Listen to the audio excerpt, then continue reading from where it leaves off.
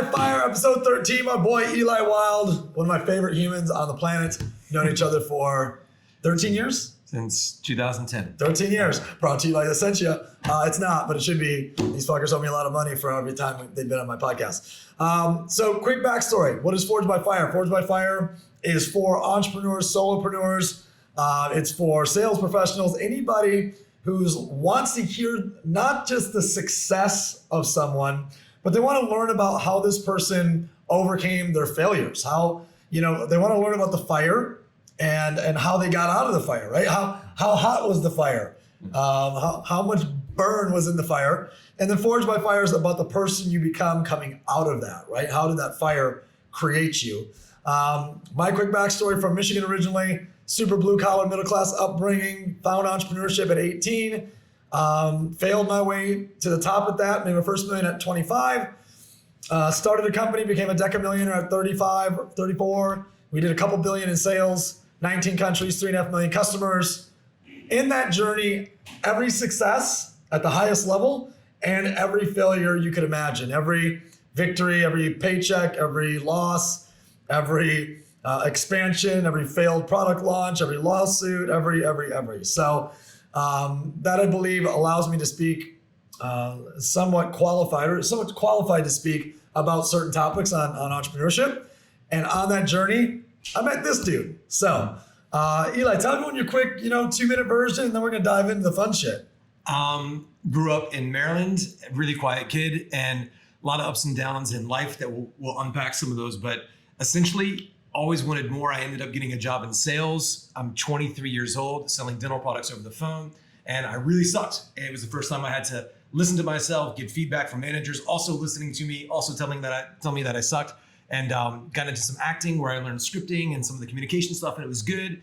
And I still really struggled in actually getting my point across. I saw a guy named Tony Robbins, saw what he did. I was like, I want some of that. Became obsessed with this man and got a job there selling his services. And I sold $100 million worth of coaching. Say that again. Sold $100 million worth of coaching packages, spoke at over 4,000 companies, 3,400 different companies on behalf of Tony, and have since developed our own sales communication process. And that's what we teach, and that's what I do now. $100 million of sold coaching. Yeah. So I have this, thing about individuals who teach, speak, or coach on things they never mastered. Yeah. And a lot of them, sell their coaching service to make them a better blank. But when I look at you, I think this is the authority of authorities on sales influence. How to sell the right way, the right language, NLP, all aspects of selling combined. You are a leading authority on that in my network. So you're the real deal. 9 figures. Yep. Over. Yeah. Of selling stuff. It's a lot of stuff. It's a lot of stuff. It's a lot of Tony. It's a lot of Tony and other people.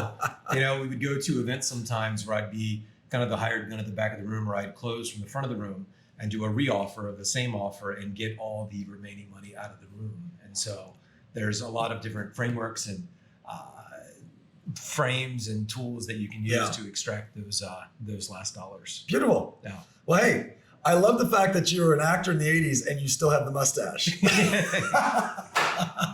That's it. That's it. You're coming come back. I was dropping one. I had to. He was calling me out for my gray hair earlier. Okay. So we're going to shift here and we're going to talk about, the harder part of the story, which is the whole context of what we do. Yeah. And, really the value that we can provide for everyone who's watching. You're going to say, wow, these are not only guys that are just like me, but have created unbelievable results and success in certain categories. But on that, it wasn't just, a joyride. Yeah. There was a shitstorm or 2 or 3 or 12, on the way. So, we had a long meeting earlier navigating through all your shitstorms. Yeah. And there's one in particular that we're going to spend our time on today. So you had a journey that led you to Tony. Yeah. Started learning, started selling.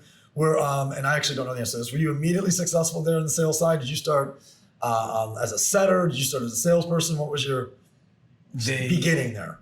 I went to the big Tony Robbins event, walked on the fire, drank the Kool-Aid, did all the stuff. Yeah. And I'm like, this is awesome.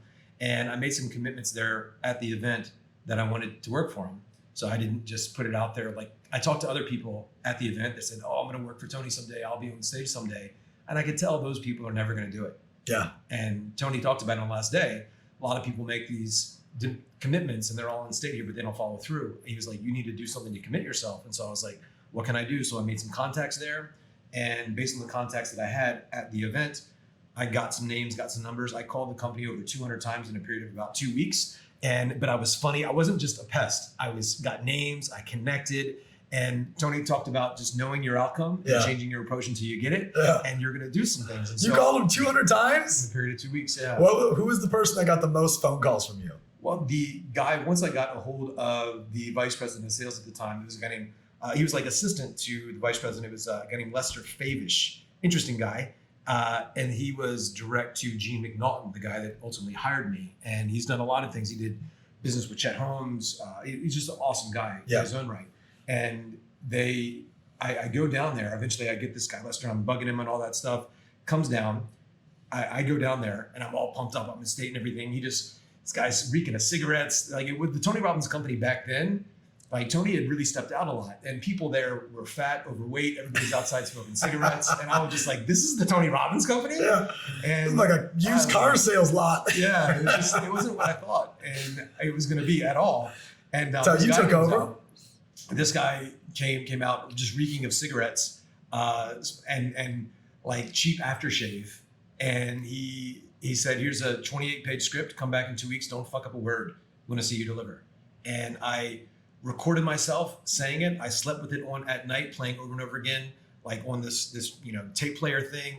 I read it all. I mean, I nailed this thing. Yeah. And I came in there and they do things when you get the job. They put like all the salespeople there on the floor, all the phone people, and they're there to kind of fuck with you a bit. And so people are coughing, laughing, ignoring you, looking at their phone, all of that.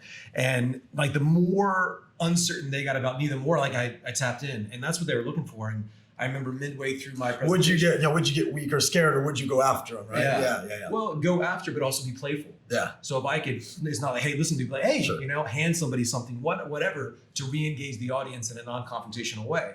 And so that was just a lot of my style. And I saw from modeling what Tony was doing, I was like, I want some of that. And so I just really thought through and I had lots of notes. So you went right into sales and just you're putting up W's right away? They put me in. It's a relative statement, but I mean, for a beginner. Yeah, my first cycle, also when you're the brand new person, you're the low man on the totem pole, so you get the shitty shitty appointments, yeah. And I ended up ending that cycle in Colorado Springs. I was the worst on the team. I had talked to Gene McNaughton. I was definitely in danger of losing my job. Okay. And they knew I was talented, but it was like really tough. And we're in Colorado Springs. I don't know if anybody's ever been there. People go to church 5 times a week, or they're in the Air Force, or they do crystal meth like 12 times a day. And so it's like not a big self-development hub. And people, and this is 2005, 2006. And self-development, the coaching industry has exploded. Yep. You can be a 19-year-old kid selling sales agency services, something like that, and still make 6 figures because of the demand for online education. Yep. It's all gone online since COVID.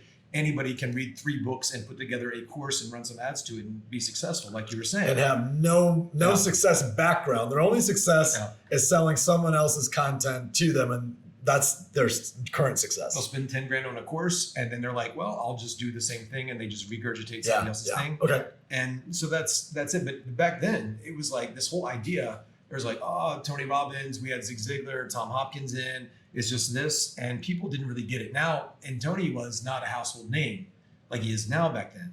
After 2011-ish is when Tony, that's when Oprah came to the event, and like things exploded after that. And he finally started to market a bit more outside of just infomercials. And so it was really tough. And there was a lot of really talented people on the team, but it really switched. I'll never forget, I was the new man on the company. And for me, even when I went to that event, I didn't know if I'd ever meet Tony, but he was like a lifeline for me. Listening to those audios really helped me out. And I saw him, I felt like I had a belief in this man and who he was. And I also knew that having other people talk bad about him or the process would be like poison to my certainty and my ability to move people. Sure. And so I'm working for the company about 2 months. I'm the new guy, and we're downtown Denver. There's about 15 sales reps and their girlfriends and all that stuff in the room. And the company was kind of a joke at the time because you think that Tony Robbins is going to train us as a new speaker because you want to work with Tony. Yep. And it goes, everybody's kind of like talking about the company. They give us these shitty meetings. It's this, that, whatever. And it was kind of fun and lighthearted. All the speakers talking about kind of how weak it was. And we had no meetings. We had to book all our own stuff. It was really, really hard. And I remember I had to take a call and I go outside the room, outside of this apartment complex. And I come back in and the conversation had turned from kind of bad mouthing the job and what we did to Tony. And this one guy said something, and here's what happened. This guy said something just negative about Tony, and here's what you heard. Hey, you don't talk bad about Tony Robbins. And I point a finger right at him, and it was like the music stopped. And the guy that was leading the company, Roberto Monaco, became one of my mentors and my best friends. Yeah. He said, you're going to be the top guy. He says, you have this certainty and this belief about what we do. Because one thing to talk about shitty appointments, or you got a real estate agency that was giving you a hard time, but when you're talking shit about your own product, you don't belong there. Yeah. And for me, at the big events, people can go to the event with Tony Robbins. It's a money back guarantee on day 2. And what would happen, people do want their money back. Tony's saying the word fuck every 3 seconds. It's cold. People get burned from the fire sometimes. Like, people don't always have the best experience regardless of how good Tony is. But of my own volition, there'd be no money in it for me. I would attempt to turn people back around to get them back inside the event. Yeah. And I just believed in it so strong. But I tell people when I'm coaching other companies now, as good as Tony is, do you think that we had people that didn't get results? Unhappy customers, 100%. And so if I let that affect me or infect my mindset, now I'm going to go back into my next sales appointment. And if I don't have that 100% certainty, I'm not as effective. And so it's up to me to manage my own psychology, because regardless of what you sell, if you're selling yourself, there's problems with you, there's problems with me, there's problems with products and services, especially growing companies. But if you focus on those things, you'll be ineffective as a leader. And so I had to always condition myself and my mindset to have certainty in what I had. And that was my superpower. How long until you become one of the top sales guys there? From that point of the 29-page script to before you exit. So a lot of things happened that I got very lucky with. There was a cycle where I did really well. And Tony's son, Jared, wanted to join the company. And Tony said to his son, well, you need to live with the top sales guy, whoever that is. And at the time, right before that, Scott Humphrey, Tony's brother-in-law, wanted to come. And he was interested in doing the job too, being an FSR field sales rep. And so Scott was like, well, I'm going to go see all the different speakers and see how they present. And I had the shittiest meetings for sure. And Scott said that he saw all the speakers and then he saw me last. And he said, he was like, boom. So he told his wife, or he told his sister, Bonnie, Sage, told Tony, he's like, you have this dude, Eli, like, this guy is the best. Nice. And so they were always, in their ear about me. And I had these challenging meetings. And sometimes people would want to heckle or whatever, but I would destroy these people in a loving way. And I could make the audience melt. But if there was anybody challenge me, it was like lights out for them. And so Scott still remembers to this day, like, this guy, said this really dumb thing. And this dude, he's probably emotionally wounded for life, but then I built him back up. And so you didn't leave him there in the pain. You didn't leave him there in the fire. And so they were looking around. So what happened was, around that time, Scott joined the company, and so did Jarek. And because Tony said to them, you got to be around the top person, so they lived with me. And I had all these. So you lived with Tony's brother-in-law, Tony's son. You're in a Tony sandwich. That's it. And I had all these stupid questions like, what happens when I get this objection? What should I say? Can you ask your dad? And they would whatever, and I'd come back, Tony would come back with this profound answer. Not just like, say this, what do you got to think about? What if they say no? And these things are fine, what you say, but Tony would come on this profound thing about reframing their belief system. And I'm just like, and they're playing it back, and my brain is melting.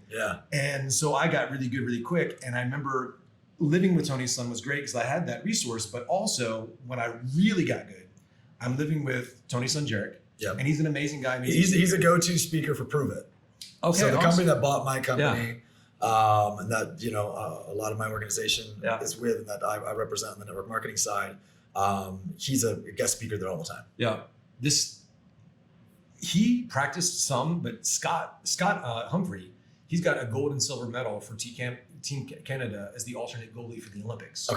So he's like, they call him Pitbull. He's like, he's professional athlete, Yeah. like gold medal dude. And so we trained like crazy, but also around that time, because I had a commitment to be the best and I wanted to be number one and my work ethic was there. But essentially the way the company was set up, that we had a bunch of national coordinators, phone people that would call all the companies in the area, real estate, insurance, all the sales-based organizations. And they say, hey, you know, they would get them to agree to a meeting and say, hey, we got 2 amazing speakers in your area. One's this guy, Eli, he's awesome. Or we have Tony Robbins' son. Who do you want? Everybody's like, give me Tony's son. And so as I'm ascending inside the company and people know that I'm really good, but everybody wanted Jarek. So Jarek's getting all these meetings, like really big meetings, and people are clapping. We're firewalkers. We love you, Tony Robbins. We love you, Jarek. And people are all pumped up. There's music playing. It's like 100, 200 people. My meetings are 5 people. It's a bank. They work on the weekend. It's a used car lot. And these people like have never read a book in their life. And I'm trying to tell them about how important it is to develop yourself. And you did.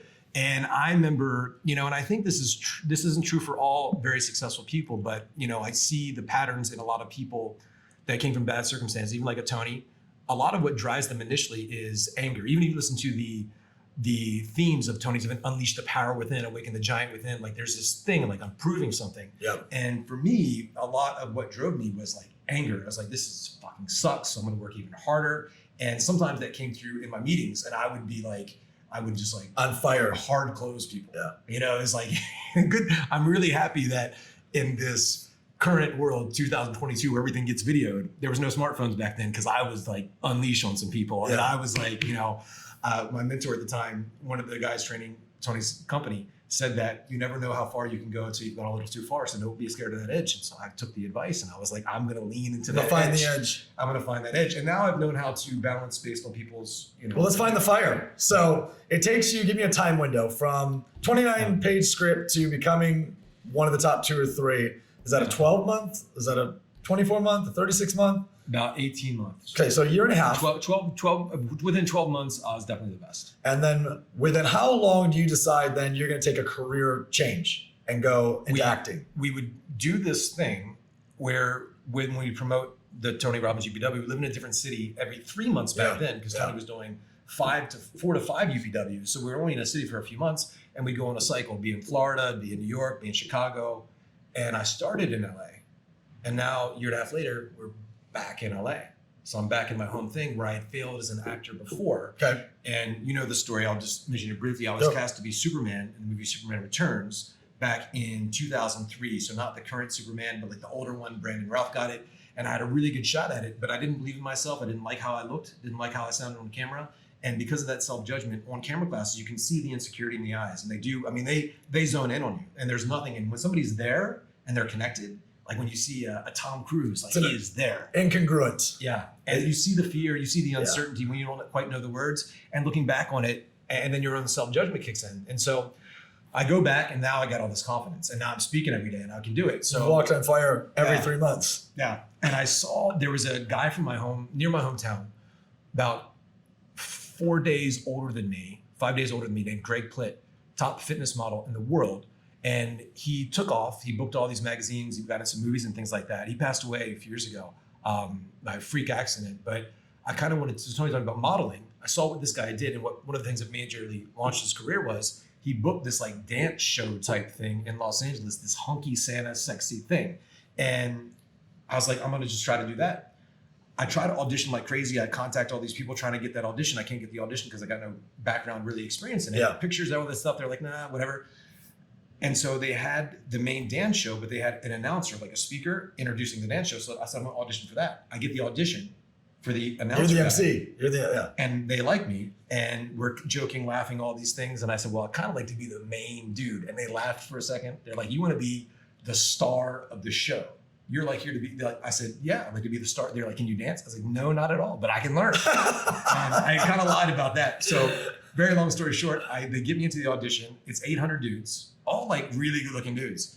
And I make the first cut, 800 down to 100, down to 30, and I make the final 8. And it's televised on LA News, which is not real news. There's no real news anymore, but this is like really, it's like car chases, boob jobs, and who's going to be Hunky Santa. And so here I am in this thing. And I remember it's like the lead Versace model, this Abercrombie guy, some people I recognize from soap operas and TV shows, small parts, but amazing dancers, good looking guys. The first part was you had to take your shirt off, be in shape. I was in really good shape. You got to be able to dance. I was definitely the worst dancer. I mean, these guys are professional dancers. Yeah. But then the last part, there was like an interview You killed it. where you walk in, and the first guy gets up all confident. He's like, I'm going to go in first. And he goes in there. He's maybe in there 5 minutes. And then he walks out. And I listened. I stood up and I listened at the door, hear what they're going to ask him. And I'm just like, oh my God. And then the second guy goes, same thing. He's in there 5 minutes. And I said to myself, I'm going to win. Like, it's done. And I go in there. I was in there about 45 minutes. And they asked me these questions, and I would tell like a story or something. I remember at one point, they asked me this question about why I want to do it. And I told this whole kind of backstory thing. And the guy tears up and he looks at the person and goes, no, that was a good answer. and they're all like, that's a good answer, you know? And Shout out Hunky Santa. And so very long story short, I book it. They put a billboarding in Times Square. And all So now you're in Times Square. Yeah. Yeah. And so I used that Is it called Hunky Santa? the sexy Santa, hunky Santa. Hunky And the Santa. candy cane girls. You realize that I'm gonna call you Hunky Santa That's it. forever now. Good. I'll take it. I can be called worse. This has been 13 and a half years. I've been waiting for this moment. You're never gonna walk away from that name. I'll take it. Okay, continue. Yeah. And so I had this really amazing picture. They took a great picture of me. And I connected with the guys' send out cards. I met some people there, we were connecting with all the Jordan? marketing. Yeah, but we had a lot of those people coming to EPW. Okay. People, this girl Mina had got like a bajillion of them to come. And so I signed up for the service, and I sent like literally 1,000 postcards with that as a postcard of me Yep. to different casting directors, managers, agents, like crazy. And I said, hey, worked with Tony Robbins for a long time, speaker, all of this, but new actor. I would love to just connect. By the way, this is me on the cover of this thing. Santa. And you've seen me all around Los Angeles. And if you're in New York, you see me there. I had some like weird, some really weird kind of situations come from that. People like managers invited me to their house, like a gay situation. I was like, well, this is really weird. I'm just gonna go now. But I met some interesting people. And Which is the next story that we're gonna dive into. That's the fire, actually. No. No. So I'll get right to it. I'm booking all these things, and I'm in great shape, physically looking in great shape, but I'm living on like energy drinks and No Explode and drinking every night. I had lots of attention and just partying like crazy.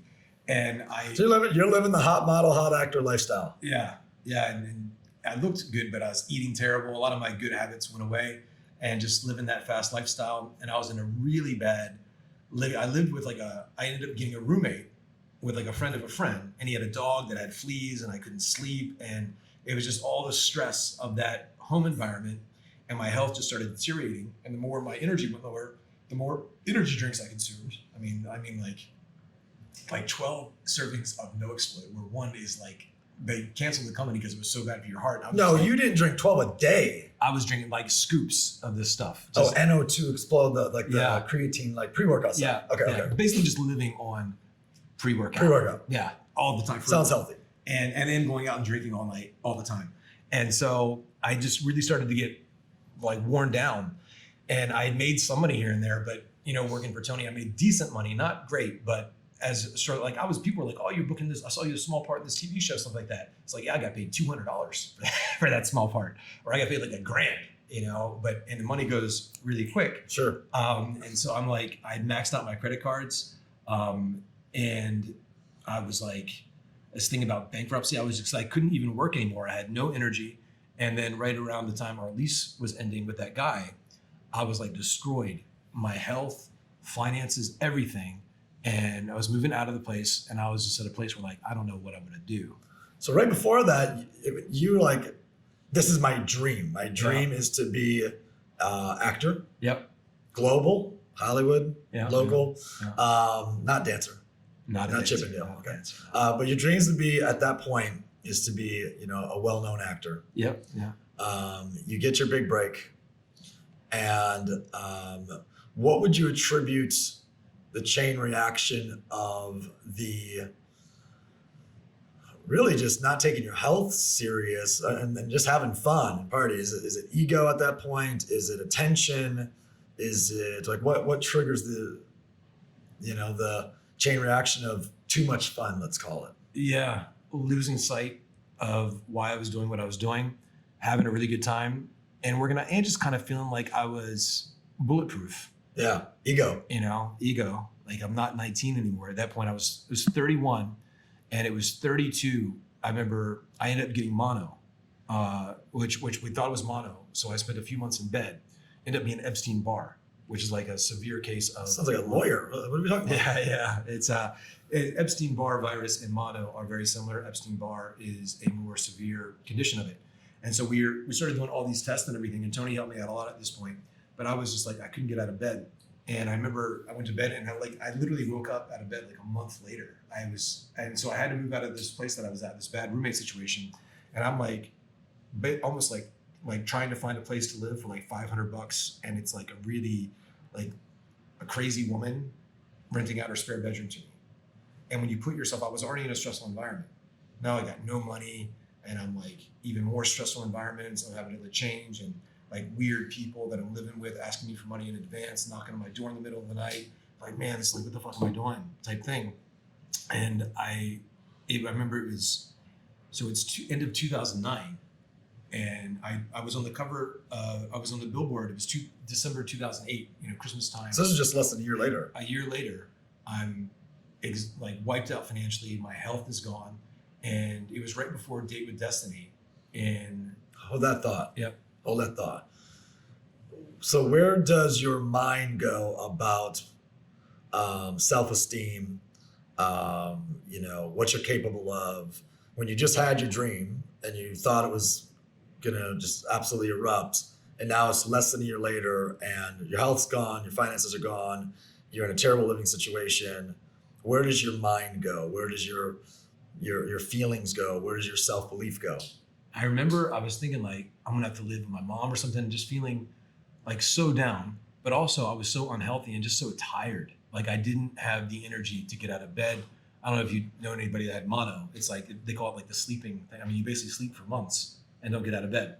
And so I was just like trying to force myself up. I tried to start like an online business, this business in a box thing. And I would try to keep my eyes open, but I just felt like drained. I had no emotion.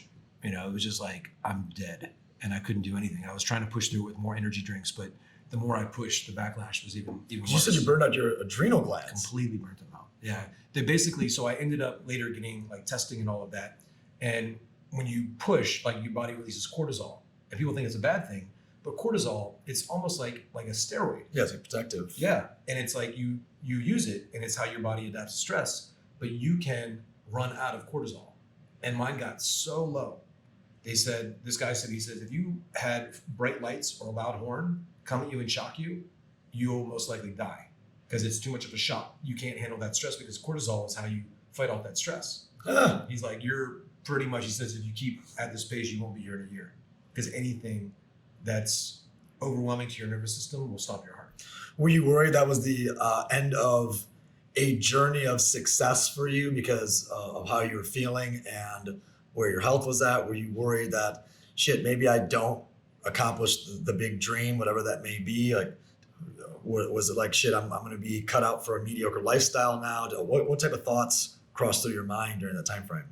Honestly, I remember more than anything, just being tired, because I mean, you're too tired to think about the future. Yeah. I don't know. I mean, if you know anybody had mono, it's yeah. Like and you're just trying to fight through it. And then I got a bunch of these tests and stuff, and the guy kind of confirmed that it was Epstein-Barr. And he's like, you just need to rest. And I think that almost kind of gave me permission to just sleep. And I slept for the better part of 3 months. Wow. And I lost a bunch of weight. But around that time too is when Tony's brother-in-law called me, Scott, and invited me to Date with Destiny. And they saw that I was like not the same person. And because I was just like anything. I was just like people are jumping all around excited. And I'm just like, just out of it. I mean, I probably shouldn't have been there, but I went, and it was just really great too. And Tony had said some things to me, and Tony's wife and Scott, and they wanted me to come back, but they were really unsure of me with the health state that I was in. And so they were coming. So you went from being the top guy yeah. to winning the top part of the contest to crashing and burning physically from your health. Yeah. From too much fun combined with just bad habits altogether. Being dumb, being 32 in Hollywood on the cover of billboards. Yeah. And your old job calls you back and then goes, oh wait, shit, we don't know if we can give him his old job back because he's a fraction of who he used to be in their eyes. Yeah. Matt Millen, who had taken over VP of the company, he was a strong no on me, but it's Scott's brother-in-law, Scott Humphrey, Tony's brother-in-law, was like, yep, and he's going to be the best guy. And so I ended up, the cycle, they were in Florida around that time. And then the next cycle was coming back to Los Angeles, where I was staying. And the cycle began in February. The cycle was beginning in like March or something like that. It was beginning in March. And that's when I came back to work for the company. But a month prior to that, just as I'm starting to get healthy again, and I'm staying in this really shitty house, like a bunch of weird people. But Tony did this influence boot camp, 2 days. And right after he was done, he had to take a helicopter to deliver Jim Rohn's eulogy. But I remember How was that Jim Rohn's eulogy? I saw Tony sat right in front of me. Yeah. So I watched that. So that was the pivotal day for me. That was February. February 2010. 4th and 5th, 2010.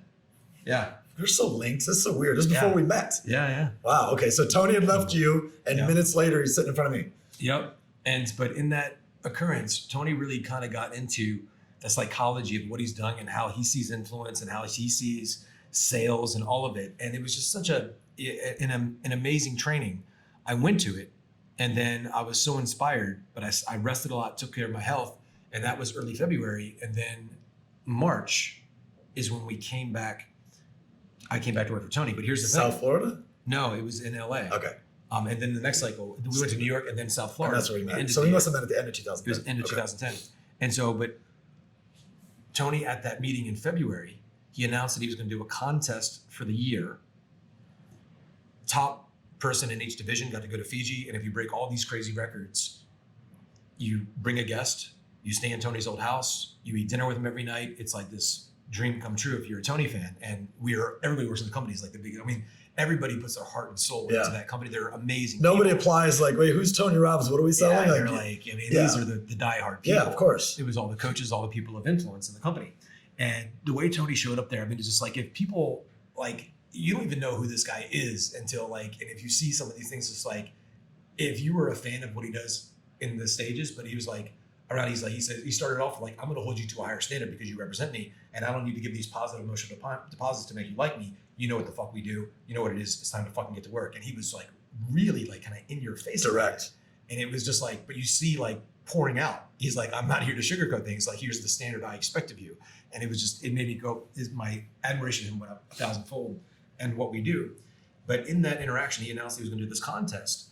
And Scott told me he wanted me to win. I was like, I want to win. And everybody he said the contest, it's February now.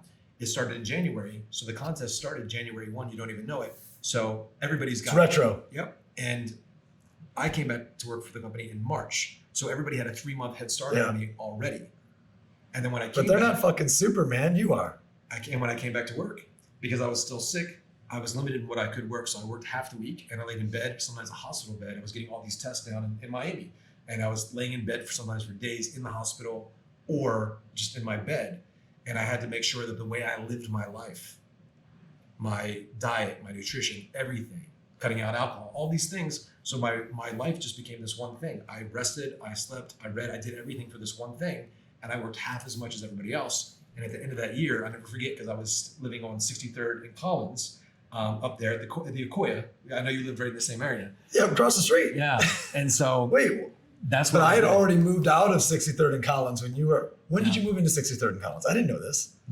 It would have been for that cycle. So late, November, October. Okay. 2010. So I had left 63rd and Collins in June, maybe. Maybe I stayed 2-3 month periods. Okay. July. Yeah. No, I remember. It's Labor Day. Labor Day, I moved into the house on Palm Island. Okay. Because we had a huge Labor Day party. Yeah. So it was the end of August. Long story short, at the end of that year, Tony announced on New Year's Day, 2011, January 1st, he's like, we're creating this new award. And I put the audio on YouTube. And he's like, we're creating this new award for this person who's done all these things, played hurt, this guy Eli. So he created an award based on my performance. And he announced that I would be the winner of this thing because I broke I was the top person in the company despite the limitations. So he takes me to Fiji for a week. And I just asked him all these dumb questions. And he was so kind, so sincere, so genuine, so patient. And we played golf every day. We like ate, hung at his house. He did like, him and his wife did this like this energy healing thing on me, like all this woo-woo stuff. Yeah. I was like, this is so awesome. It was like crystallize me. And it was just like, I was like, he's just an awesome dude. Let me come back here because I'll recap a couple of these things, and I want to talk. I mean, the rebound of this is so fantastic, right? So it's like, this is almost literally the definition of the podcast, Forged by Fire. You're killing it. You're the top guy at Tony Robbins. He's on his upswing, and you decide career change, pursue my dream, to which you do, and you're killing it again. You're on fucking Times Square, and then crash and burn, physicality, financial, environment, all three, clean sweep of just not good. Yeah. And I probed a couple times. Bottom line is you felt so shitty physically, you couldn't even think about whether or not you had poor self-esteem, or it's just like you just couldn't, you weren't even awake. You're a zombie. Yeah. And you get a call from Scott. Scott says, come to the event. You get the switch flips again, but you're still, health is shot. Yeah. The manager, the VP says, no, pass, no thanks. We don't want our top guy back. Yeah. That's how bad the situation. Like, that's in the fire. Yeah. Like when the VP, you were the top guy, it says, no, pass, don't want him back. And then not only do you come back, you win the whole thing on 9 months versus 12 months of production with just this insane level of drive and focus to one outcome, which is where I'm going with this next question. They created an award named after you. You go out, you spend all the time with Tony. We rub some crystals on you. I'm going to tie you to, now we're out of the fire. Tell me about the magic of just making a decision, committing to the decision, having all out focus to the decision like you did, that you were going to win that contest. Well, one thing I'll mention, like my biggest learning point was like a lot of my life, I wanted to feel special, wanted to be unique. And once I got that attention, I kind of burned it down. And one of the things that Tony said, like when you're laying in bed, feeling sorry for yourself, it's like you're having this pity party and you get to connect with yourself. But what's going to get you out of it is a mission that's bigger than yourself, having something to fight for, something's got to engage you. And so the way that I did my meetings, the way I communicated, the way I prepared was all for this moment and to get outside of myself so I could be connected to something bigger than me. And it was that which gave me the purpose, no longer just doing it for me, but for doing it something bigger than me. That's what healed me. And that gave me reason to take care of myself, because I could get pity, I could get fame or attention or whatever, but none of that was sustainable. This is something that could sustain me in a positive way, and so that was kind of the biggest lesson for it. And it's shifted the way I view relationships, and my relationships since then have been a lot better. I think it's the area of my life that I'm best at is maintaining sustainable relationships over a long period of time, quality people that would do anything for me at this point. And I never asked for anything, but it's like, you don't ever ask for anything. I offer you shit all the time. Yeah. Like, you want some of this? No. You want some of that? No. Can you go to dinner? No. Just, I'm pretty content. I mean, nobody in my family's ever made more than 14 grand in a year. We grew up really poor. And, as part of my story, we were pretty much out on the street, and my mom won this lottery. And she gave most of the money away. But, for me, it's like, even now, I've achieved way more than I ever thought I would. So I'm forcing myself, as we were talking about the other day, just to dream a lot bigger. Like, I can go with this. I'm going to go for these things. Not just to have. And I'm gonna hold you to a higher standard. I'm gonna hold you accountable to that. Yeah, we're gonna do it together. We're neighbors. You live 6 blocks away. Right there, man. Biggest advice you have for anybody watching this right now, who is either never been through the ups or the downs, they're just sitting there in mediocrity, going, "Should I? Should I? Should I?" Or maybe it's someone who's going through hell, or maybe it's someone that's already made it. What's the best advice you have for whatever category you want to pick and lean in? I was thinking about this morning. There's so many people that do good things and do big things in the world, and they don't really have the level of success or fulfillment they want, because they want to say do good things for people or do for the market so that they're seen as a person who does good things. Like, they don't care about doing the good thing. They want to be seen as somebody who does good things. So they care more about people's perception than they actually do about doing good. Okay. And so to be aligned with something, regardless of what people think, yes, that people might admire you or not like you or whatever, like, you need to be connected to something for an internal reason that's so beyond anything else, but something you're connected to. And that process of finding yourself, finding a mission bigger than you, I think a lot of us feel lost, but it's the internal work that is so huge. And as you go through your journey of life, forged in fire, going through pain, like those are the learning points. And there's a pathway to meaning that you have. You're making it mean something about yourself or people or the world. And what we tend to do in those moments is a really disempowering meaning. Like this means that I suck, or God's punishing me, or that the world sucks and people are terrible. But it's finding some belief, some guiding North Star that empowers you in the moment. That's, the sky is all dark, but there's this one bright North Star, and to find that thing that is like your guidance point. And part of the reason that I was able to sell Tony so well, regardless of somebody that like him, don't like him, whatever, but even with me never even meeting him. And of course I wanted to meet him, but it wasn't everything, but he symbolized something for me, like a positive light. Yeah. And I never really cared if I met, I wanted to, but it wasn't like my thing. I want to be a Tony groupie. Because they say also don't meet your heroes because it can be bad. So I was a little bit scared, like what if he's a jerk? Yeah. But he symbolized something to me, and it became my mission. I had an experience of something that I thought was good. And my mission became, I want other people to have that experience. Yeah. There's values living inside of these events, and I want to share it with the world. And so to find something that's bigger than you that you can share, for me, I didn't want to be like a Tony crony and groupie, but I almost didn't even want to meet him because he had this perfect idealization, this embodiment of these principles, and I wanted to share those principles with somebody else. So I found something that I thought was useful to people, and it became my mission to expose Driving people force. to that. And so to find whatever that is, and there's, health, wealth, relationships, I think for me, taking all of my energy, creative energy, God force, physical, mental, spiritual, all the energy and directing towards one thing, the limited energy that I have, really guided me. And we talk a lot about congruency. When a person's in alignment, most people, their words are here, they say one thing, their actions are here, their thoughts are all over the place. But when your words, your actions, your thoughts, your feelings, your beliefs, your identity, all in alignment, guided towards something, there's a congruency, there's a power, there's an energy that comes through you, like an antenna that gets straight, and something comes through you that can be healing. Preach. So when you step into that place of alignment, it's powerful. But the thing is, with life, with challenges, could be family, kids, the government, whatever it is, things are always knocking us off a little bit. And so in those moments, to be more connected and to know that, things are going to shift us, but have a process and a ritual that gets you back connected to something bigger than you every single day. In alignment with that, something great's going to come through you. And I think that for a lot of people, they're waiting for something to come into their life to make them better. But the fact is, something either has to come into your life or something has to come out of you. And something new into your life or something new out of you. And you could wait a long time for something to come into your life, but to have something new and insight, a level of appreciation or commitment to come out of you in a moment directed at something, that's when we expand and get into alignment. Closing thoughts. What are you up to now? Where can they find you? Facebook is the biggest thing. And we have a Facebook group where I teach influence in sales process. We're about to put out like a free course. We teach there's 3 levels of the mastering the sales game. Yep. Foundational level, which is what most people teach. And there's action level. Then there's transformation level, where we don't just focus on externals like time, money, support other people. We communicate in a way that gets people realigned, same way Tony does, to access what we call a buying state. And so I teach principles of communication and sales beyond just scripts and words, because you don't want to be a good script reader. We're teaching people now how to be authentically aligned, powerful people of influence, where they can actually say a lot less And get more result. Yeah. What's the name of the group?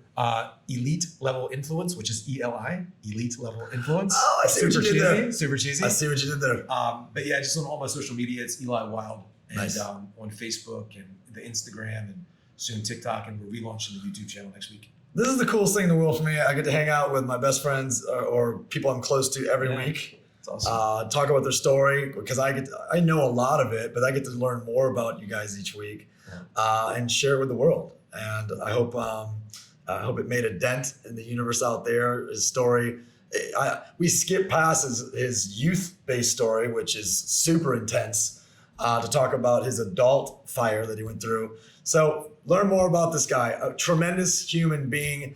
Quick thoughts. Don't forget, my ask of you is, if you were moved by this in any way, shape, or form, go to thenextgen.org. Thenextgen.org. That is our foundation that teaches youth entrepreneurship. We're currently building an LMS to bring all the content onto a learning management system so we can bypass the traditional red tape of school, so students can learn principles of entrepreneurship, whatever age they are, and they can do it online. So go there, make a donation, support youth entrepreneurship. Forged by Fire, episode 13 in the books. Eli Wilde, my man.